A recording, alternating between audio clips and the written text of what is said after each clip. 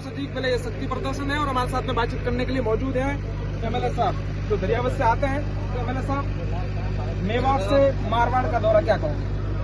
देखो, हम शक्ति प्रदर्शन को आप लोग कह सकते हैं, लेकिन हम लोग हमारे समाज के भीतर जो जन जागरण है उन्हें टुकड़े टुकड़े में बटे हुए अलग अलग संगठनों में, अलग अलग पार्टी में, हम चाहते हैं कि एक होकर लड़े और एक होकर जो आजादी के बाद भी मूलभूत सुविधाओं से तरसता हुआ आदिवासी है, जो आज भी बिजली, सड़क, पानी और रोजगार के लिए तरसता आदिवासी, और इस इलाके के अंदर सबसे ज्यादा भयंकर स्थिति हो जाती है जब मजदूरी पे निर्भर है या खेतीबाड़ी पे निर्भर है या फिर पशुपालन पे निर्भर है, लेकिन खेतीबाड़ी भी तब जब बारिश समय पे हो जाए और वो भी कोई फिक्स नहीं होती। ऐसे में जहाँ का जीवन जीना जो कठिन तो हम लोग इसीलिए आए हुए हैं आज समाज को एकजुट करें। इसमें साथ साथ में ये लोगों का यहाँ पर आदिवासी कम संख्या में है, लेकिन राजनीतिक भागीदारी अगर विधानसभा और संसद तक नहीं पहुँच पाते हैं, फिर भी एकजुट होकर जो भी इनके वोटों से जीत के जाए वो इनकी पैरवी करे और इनकी हर एक मांग पर उनके साथ खड़ा रहे। ये बात हम कहना चाहते हैं। विधानसभा के उपचुनाव में कैसा माहौल आपके मेवाड़ की 2 सीटों पर चुनाव है और आपके बाप पार्टी के कैंडिडेट है? मैं हमारे इलाके के अंदर 2 सीटें हैं और दोनों सीटें हम जीत रहे हैं आज की तारीख में, क्योंकि हमारे वहाँ पर आदिवासी लोकतंत्र का वास्तविक मतलब समझते हैं। वो यहाँ के जो चुनाव होते हैं, यहाँ पर खूब पैसा बांटा जाता है, शराब बांटा जाता है लुभाने के लिए, बड़े बड़े पोस्टर पर लिख दिया जाता है कि ईमानदार, सेवाभावी, कर्मठ, जुझारू, लेकिन हकीकत में ईमानदार, सेवाभावी, कर्मठ है नहीं है।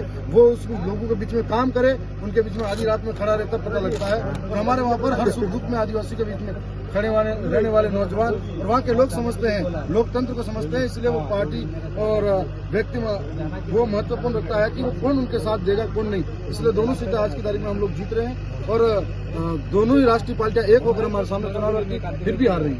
सर, लोकसभा चुनाव के दौरान आपका और कांग्रेस पार्टी का गठबंधन, बांसवाड़ा और बागीदोरा की सीट आपको दी गई थी, लेकिन इस बार 2 विधानसभा सीटें स्तनूबर और सौरासू, जहाँ पर आपका और कांग्रेस का गठबंधन नहीं हुआ, क्या ये आपको नुकसान हुआ या फिर इसका फायदा भाजपा उठाएगी? कांग्रेस हमारे वहाँ रही नहीं तो नुकसान हमको होगा ही नहीं।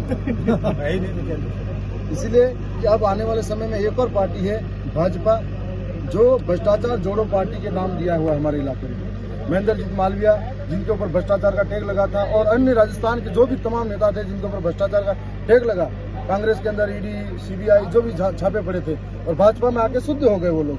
और भाजपा इसलिए हमने जोर दिया कि भाजपा, बीजेपी, भ्रष्टाचार जोड़ो पार्टी, और हम लोगों ने वहाँ पर आने वाले समय में इन अभी 2 सीटें जीतकर उस बीजेपी का 2 सीटों पर भी रगड़ा निकलेगा।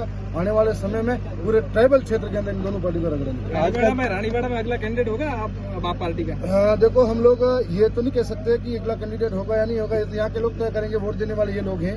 लेकिन ये जरूर कहेंगे कि इनमें राजनीतिक समझ और बढ़िया विकसित होगी।